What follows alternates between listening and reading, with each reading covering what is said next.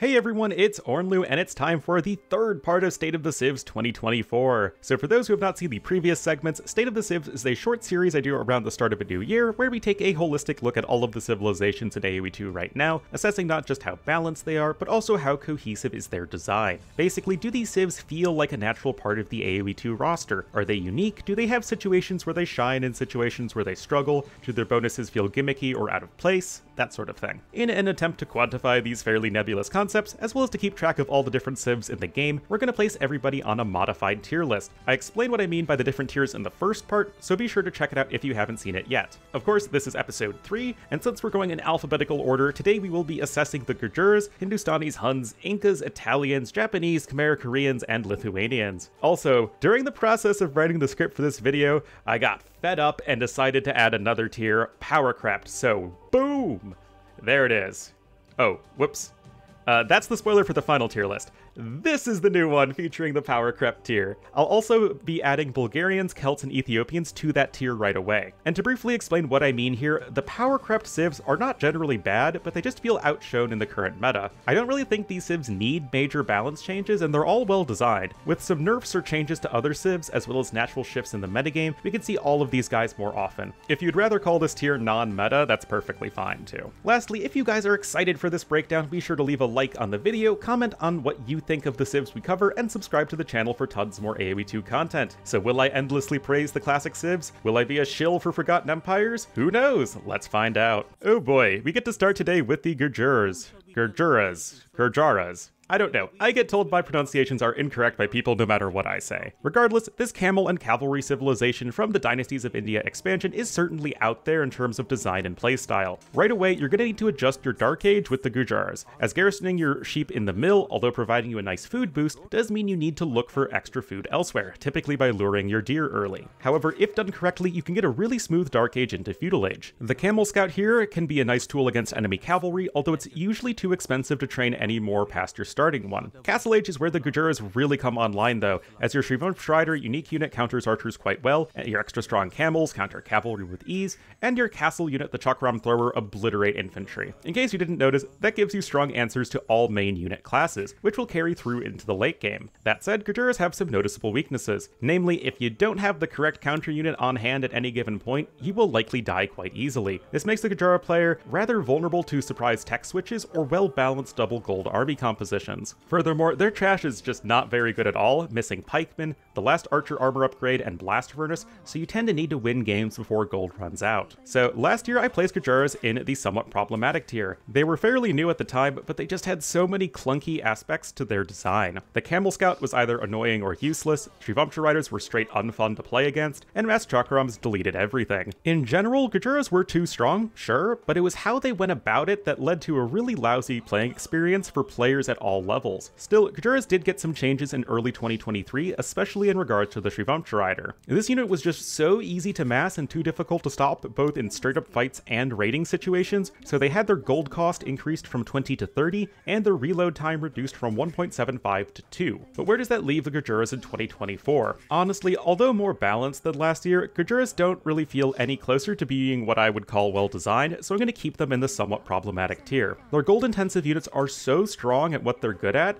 that a lot of the unit matchups feel completely lopsided. Shrivamsha Riders in particular just don't feel like AoE2 with their current dodging mechanics. I'm not sure what exactly I do to change the civ, but I think many of you agree that they need something. Our second civilization brings us right next door with the Hindustanis. This camel and gunpowder civilization was originally released as the Indians way back in the Forgotten DLC, and the mod before that for those who remember, but were reworked with the Dynasties of India expansion into the modern Hindustanis we see today. Like their brethren in Gujarat, Hindustanis are all about gold-intensive counter units, focusing on tailoring their strategy to their opponent instead of taking the initiative. Their main tools in doing this are their camels, whose faster attack speed and bonus damage versus buildings make them feel a little bit more like a knight replacement, their Ghulam unique unit, whose high pierce armor and bonus damage versus archers make them deadly against that armor class, and finally their hand cannoneers, whose extra armor and range give infantry a very bad time. Mixed into all of this is the defining economy bonus for the Hindustanis, their villager discount. I'll get more into the changes to that in a moment, but for the Hindustanis, Hindustani playstyle, it's important to remember that it doesn't give you extra resources faster, but it does allow you to better train military and build economy at the same time, as well as smooth out your early builds. Of course, Hindustanis still have some major weaknesses. Like Gurjaras, Hindustanis can feel quite sad when they are short-handed on their counter unit they need in any given moment, but I would say that this is timing-based as much as scouting-based. By this, I mean that no matter what, Hindustanis run into the issue where they don't have knights in situations where you really want them, and Ghulams require a castle to get going. This gives Hindustanis some noticeable timing windows where they can fall prey to strong archers and infantry. In general, I would argue Hindustanis are more defensive and late-game focused than Gurjaras. In fact, I was so pleased to buy the Indian rework into Hindustanis last year that I bumped up the civilization all the way from fundamental rework to something is off. Their identity was much more cohesive, but their balance was still somewhat lacking as they felt too flexible and too powerful in most circumstances. And that brings us to the balance changes. In the very first major balance patch of 2023, Hindustanis got smashed by the nerf bat and reduced their villager discount by 5% per age. This may seem minor, but it really took a toll on the Hindustanis' competitive viability, as the Civ fell on the wrong side of that razor-thin line between too strong and too weak. When you're looking at an eco bonus that is as fundamental as a villager discount, that's pretty easy to do with even a small change. Therefore, for most of 2023, Hindustanis did not really see much play on any map, except maybe the occasional closed map or team game pocket. There were some attempts to buff them, but improvements to Grand Trunk Road and the Ghulam were insufficient. Then, in the last patch of 2023, the devs split the difference with their villager discount by increasing it back up by 3%, making villagers only 2% more expensive than they were at the start of the year. All of this leaves Hindustanis in an interesting spot for 2024. It's still pretty early days, but for late January, I think Hindustanis are actually a complete civilization. I know, I just put a non-AOC Civ in complete, but honestly, the Civ has a cohesive identity with the gold-intensive counter units, but they feel less gimmicky or oppressive when compared to Gurjaras. They have their strengths and weaknesses, as I mentioned, and they're even slowly creeping their way back into tournament play. Shatagni hand cannoneers are very strong, and may need to be nerfed if the Civ gets too figured out in how to get there safely, but as of now, I think Hindustanis are in a good spot. With those complicated new Civs out of the way, it's time to go back to the old standby, the Huns. This Age of Conquerors cavalry civilization is a fan favorite for many decrepit boomer players like myself who have fond memories of playing 1v1 Hun wars. This Civ is all about aggression and mobility, and although their tech tree is objectively the least diverse in all of AoE2, you usually find yourself with strategic options in any game, particularly if you are taking the initiative. Of course, the most famous bonus of the Huns is that you don't need to build houses, but start with minus 100 wood. Obviously, the collective wood saved throughout the early to mid game is the main attraction here, but there's also a smoothness factor to consider, such as how right off the bat you could send your villagers to gather sheep instead of building those starting houses. Militarily, cavalry and cav archers are going to be your go-to options, with faster producing stables giving you a good presence there, including fully upgraded hussars and paladins, and the fact that your cav archers are cheaper help you overcome one of the major hurdles to that unit at the archery range. They are lacking in most other areas of the tech tree, but at the very least they have serviceable trash units and a powerful gold option in the cav archer that can be kept alive quite well. For those reasons, I did place Huns in the complete tier last year. They are an iconic Civ with a distinctive playstyle. I mean, these guys are literally the embodiment of Unleash the Horde. But they were still a viable Civ on open and aggressive maps. Still, the meta evolves over time, and Huns did receive some nice tweaks in 2023. First, atheism was made cheaper and its gold cost removed. Yes, it's a very niche unique tech, but at least it does something now in conquest settings, and limiting your opponent's gold income from relics can be situationally useful. Later, they received Drummonds alongside the other Roman-era Civs, and later got a couple of small buffs in a movement speed increase to the Tarkans, as well as a free horse on Nomad-style maps. All of the changes are for the better in my opinion, and serve to more or less finish rounding out the civilization. Unfortunately,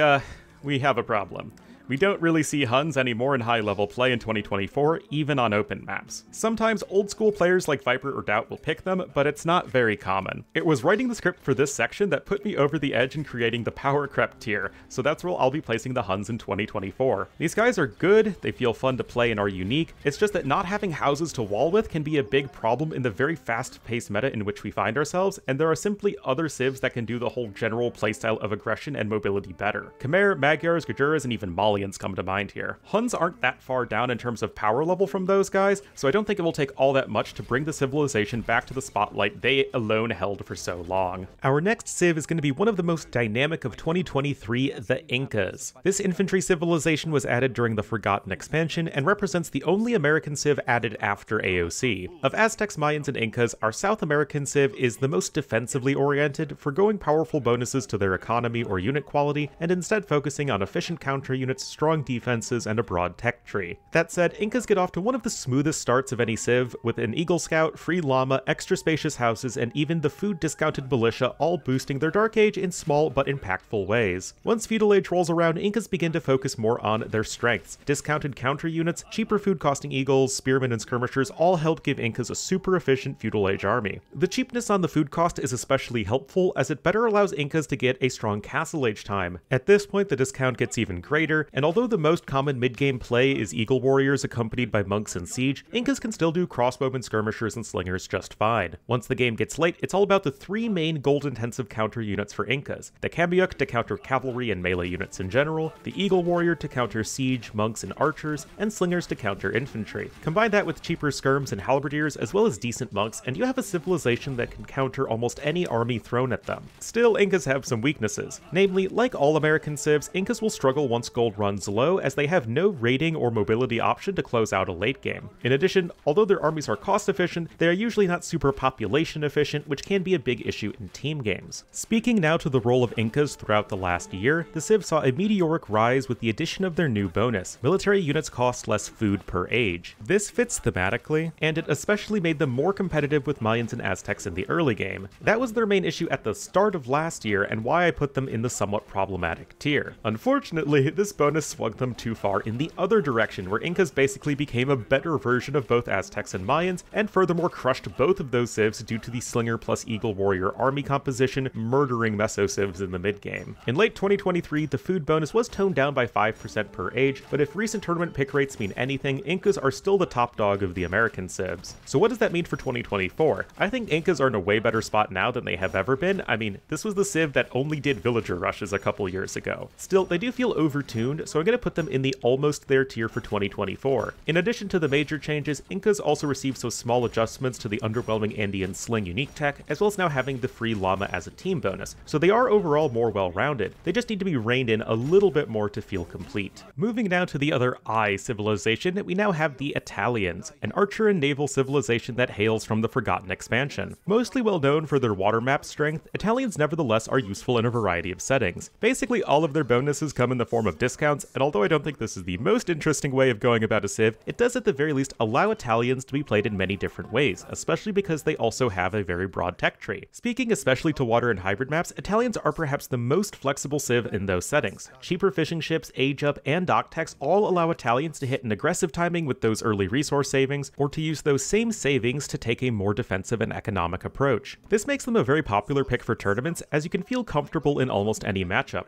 On the land, Italians are a good option for closed maps as well. Cheap age ups help a lot with the timing-oriented metagame of Arena and Black Forest, and strong monks and cheap gunpowder are both powerful units as a follow-up. Still, Italians run into some issues on all map types, and that comes from their lack of long-term eco bonus, as well as not having any bonus that improves the quality of your army. On Arabia, this is most notable, as all you really have are some small resource savings with the cheaper age up and cheaper university techs for your archers. On closed maps, you can get outboomed by better economy civs, and on the water you can get ground down in the late game by civs with stronger ships. Last year, I really leaned into the genericness of Italians and their wide array of discounts, and ended up placing them in Something Is Off. Although powerful in the metagame, they just felt kind of boring, and even in 2023, the only change the civ received was a reduction in cost of the Pavisa unique tech. The Italians playstyle has not changed, still focusing on timings and a broad tech tree. However, for 2024, I'm going to show my inconsistency by bumping Italians up to the almost there tier. I'm still not a big fan of the basically only having discounts, but after really thinking about it, Italians at least have a fairly unique playstyle with relying on those discounts over raw economic or military strength. Both unique units do some really heavy lifting to make the civ more fun, as Genbos feel powerful as an anti-cavalry foot archer, and the Condottiero opens up a ton of strategies on different map types. Again, we live in a world of 45 civilizations, and the fact that Italians still have a place in the metagame on different map types and game modes despite really only having discounts really speaks to the solid balance of the civ. The only minor issue I have with Italians is their Silk Road unique tech. Although powerful in team games, it doesn't do anything in 1v1s, so a slight change there would be welcome. They also might still be a little too strong on water and hybrid maps, so a small nerf there would be fine, but at the end of the day, there are so many more civs I have issues with than Italians. Having now crossed the halfway point of our civilizations, we turn to the classic Japanese. This infantry civilization is from the original Age of Kings release, and although they do infantry quite well, Japanese are as much a water civ as a land civ. But regardless of map type, Japanese are most well known for their deadly early game and strong strong, efficient armies. Cheap drop-off sites represent your best early game bonus, which if we factor in an average 2 lumber camps, a mill, and a mining camp, already saves you 200 wood. On hybrid maps, you get the extra bonus of efficient and extremely tanky fishing ships, which are great in aggressive settings as it's very difficult to snipe them with feudal age warships. At the highest levels, the fishing ships are also great in tanking enemy fire ship damage, better allowing you to win those critical early naval battles. On the land, Japanese have their trademark faster attacking infantry bonus, which in particular gives you one of the best men-at-arms rushes in the game. Once you reach the Castle Age, Japanese become less about direct bonuses and more about a broad tech tree. Archers, cavalry, infantry, and monks are all options for the Civ, and you get every tech you could possibly need there. However, once Imperial Age comes in, your cavalry becomes way weaker due to missing critical upgrades, and your siege workshop doesn't exactly deserve great praise. However, halberdiers, champions, samurai, monks, and archers all remain efficient units, serving as support to your main late-game weapons. They're super strong trebuchets with Kataparuto, as well as deadly towers with the Yasuma tech. This gives Japanese a great slow push, creeping forward with halbs, trebs, monks, and ranged units. It is because of this unique dynamic across the entire game that I placed Japanese in the complete tier for 2023. They had a unique identity with a strong early game and grindy late game, but noticeable weaknesses and a lack of strong bonuses in the mid game, as well as strong cavalry in the late game. Japanese felt great in certain settings, namely aggressive maps and hybrid maps, but at least felt viable on Arabia and Arena. So naturally, the devs introduced several changes to the Civ throughout the year. First and foremost, Gambesons is a welcome addition to a Civ with strong champions, and the devs reduced the cost of Samurai to make sure their unique unit was still viable. Kataparuto was also discounted, so it's easier to get to that part of your army in the late game. The addition of Hoardings was fine, although I personally liked the dynamic of having fairly weak castles juxtaposed against their strong towers. However, unfortunately in my opinion, the devs also added a completely unnecessary change to the Japanese in giving their cav archers +2 attack versus archers. Even if they toned it back to not apply to skirmishers, Japanese now have a very strong mid-game bonus to their already fully upgraded cav archers, and it can feel a bit overbearing on hybrid maps. For that reason, in 2024, I'm going to reduce Japanese to the almost there tier, especially as they are still a top pick on hybrid maps. The Civ just feels a little too fluid on your Four Lakes, Kawasans, and whatnot. It also makes the more entrenched position with Yasuma towers that much more difficult to break, and generally feels like adding power creep for no reason. Would really like to see that bonus removed in 2024. As we enter the final third of our video, we look to a newer favorite Civ, the Khmer. This siege and elephant civilization arrived with the Rise of the Rajas DLC, and although Khmer do both siege and elephants well, I'd argue these guys are all about the economy. They have 2 eco bonuses, each of which are individually quite good, but when combined creates one of the best ecos in all of AoE2. And the early game, the not needing to construct building requisites can save 175 wood on a barracks in the Dark Age, allowing you to immediately transition into scouts or archers. Or if you're looking to go for a fast castle, you can click up without ever having to build a market or blacksmith. Of course, the downside to this is that you don't actually have those buildings on hand until you fork up the resources to build them later on, which creates some interesting strategic decisions. After the building shenanigans, the Khmer eco is powered by farmers that continuously drop off food into your stockpile. This gives the Civ some of the smoothest food income in the game, and is particularly useful when booming and when fielding your food-intensive armies later on. That brings us to the downsides of Khmer, however. Their military tech tree is somewhat limited, especially in the context of not having any bonuses for non-elephant or scorpion units. And as great as their elephants and scorpions are, they still fall victim to the same counters as all elephants and scorpions. For this reason, at a high level, these units are very rarely seen, and the Civ is more focused on spamming cavalry, archers, and trash units. So last year, the civilization was very similar to today, and Khmer were seen as generally well-rounded and dynamic. They were good in a lot of situations, weak in others, and felt fun and unique to play. The balance patches throughout the year reflected this, as although both scorpions and battle elephants received some minor buffs, the only change Khmer received specifically was a tweak to the ballista elephant armor class, which made them a bit better against regular units but weaker to siege. With all of that continuity in mind, I'm not super happy with the current state of Khmer. These guys are played all the time at the highest levels on so many different map types, and are in my opinion one of the bigger power creeping civs that prevent others like Ethiopians, Celts, and whatnot from seeing play. Because of that, I'm gonna bump them down to the almost there tier for 2024. I still really like the flavor of the Civ, but I think we're running into the issue where the Khmer tech tree got buffed before they got their farming eco bonus. I know many pro players will call me a masochist, but it might not be a bad idea to remove Hussar for this Civ once again. It doesn't necessarily need to be that change in particular, but I think a small Khmer nerf would be in order for 2024. The second to last Civ of the day will be one very dear to me, the Koreans. This defensive and naval civilization was released as part of the Conqueror's expansion, and spent most of their existence as a tower rush or bust Civ, with some occasional strength on maps like Black Forest. These guys have needed many changes over the years, but now find themselves with a nice identity as the kings of defensive ranged armies. This can come through quite quite early in the game, as the wood discount to their military units is now quite strong, and the free archer upgrades allow the Korean player to start trading archers and skirmishers with their opponents quite well. In the mid-game, Koreans are of course generally quite weak, possessing no eco bonus and bad cavalry, but they do at least have free guard towers and a super strong unique unit in the war wagon. Late game, that wood discount for the Korean military gives you a cost efficiency the Civ just has not had in the past, and you still have your power units of the war wagon, siege onager, and towers. On the water, Koreans represent one of the slowest but most powerful options. Again, no eco bonus to help you out, but you do get a 20% wood discount on your warships plus shipwright, which is another 20%, giving the Korean player one of the most efficient wood-to-ship conversions for extended water games. And all of this is not to mention their lockdown coastal defenses with their towers and the turtle ship unique unit. That said, Koreans aren't the most popular Civ in the game, and it's pretty obvious as to why. They are very slow. This Civ is all about sitting back and being efficient until they can grind down their enemies with a slow push. It's not a very appealing playstyle to a lot of people, but some really enjoy it, and I think it's important to the game to have a Civ that truly embodies the turtling identity, literally in this case. For that reason, last year I put Koreans in the almost there tier. They had a very distinct identity and playstyle, and after all of the changes this Civ has received over the years, they felt to be in a pretty solid spot balanced-wise. However, with all of the power creep in the game, it was still not enough, and the devs buffed up the military wood discount from 20 to 50%, while keeping ships at 20%. Furthermore, elite turtle ships got a couple of buffs to help their viability in the late game as well. These were good changes that addressed Koreans where they felt a bit rough, and should be enough to place the Civ in the complete tier. And I think that's what I'm gonna do for 2024. I will admit, Koreans are borderline between perfectly fine and power crapped. They are super strong on water maps, but aren't seen probably as much as they could be on closed maps, and although not awful on open maps, they're still not one you'd readily pick. That said, Koreans are doing just fine right now, and with some other Civ nerfs, I think we could see these guys a lot more frequently.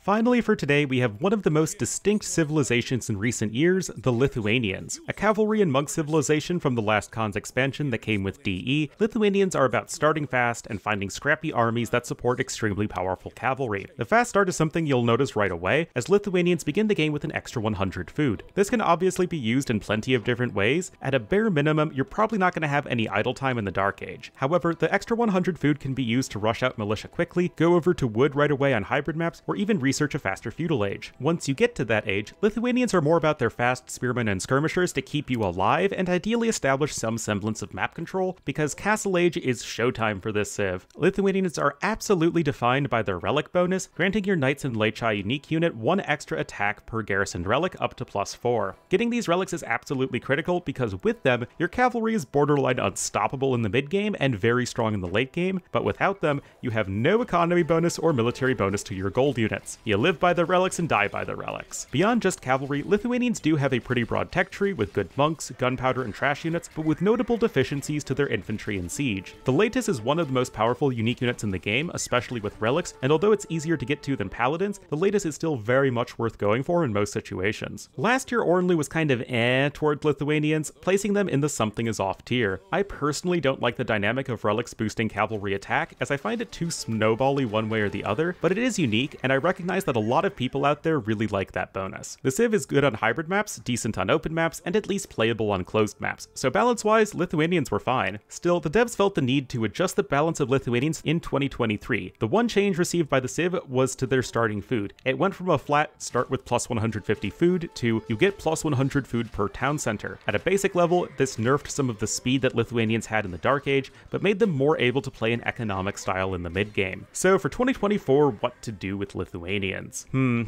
I think that something is off is still a fair ranking. I know people like the relic bonus, but its implementation still feels too swingy, and it hurts the balance of maps with more than 5 relics. I also think that the Latus and even Knights can feel impossible to deal with when the Lith player has those relics, and it's a lot faster to get a bunch of relics than it is to, say, get to fully upgraded Elite Mangudai. I understand that this is kind of the core of Lithuanians, but I still feel like something can be done to make the Civ not feel quite so erratic in terms of strength. And with that, we have completed our third of the 2024 Civilization and reviews. Only 2 parts left, so be sure to tune in next Monday for part 4. Next week's Civs will be the Magyars, Malay, Malians, Mayans, Mongols, Persians, Poles, Portuguese, and Romans. And of course, be sure to let me know what you think of the civilizations we discussed today in the comments. Lastly, I do want to give a special shout out to my Patreon supporters with Anonymous and Gerard in the Great Wolf tier, and then Carolyn, Dieter, Liquid Egg Product, Hyrule, and Tandoori in the Dire Wolf tier. If you are interested in supporting my channel further and getting some extra perks, the link to my Patreon is always in the description. But of course, thank you all so much for watching, and I'll see you guys next time.